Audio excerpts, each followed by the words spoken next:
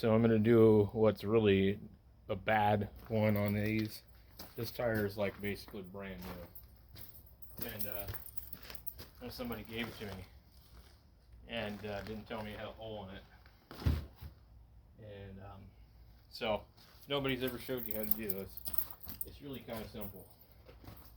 You need something like some soap in it. In this case, we know exactly where this one's leaking already, but let's just say you don't. You need to spray the whole thing and you get, like, you know, more water in it than anything. Maybe get a little bit of water. And like right here you can see it.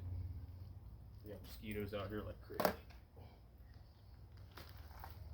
So we're gonna go ahead and plug this. And it may be successful or it might not be. So get these little rubber plugs. Get this thing to make the hole bigger, and then this thing, it's a split and it goes in there. So we'll start, I'm gonna set this over here. So there's like this really small hole in here. We don't really know exactly what happened to this. It might even be a factory defect.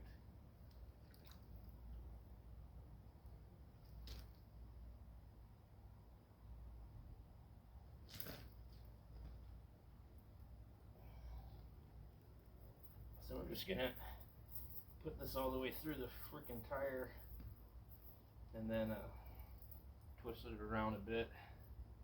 They give the new rubber plug something to really grab onto. So this guy was like off-roading and stuff, so it's hard to say what he did. We do like this, and then now we've got a better sized hole. We take our plug here. Hopefully these aren't too old.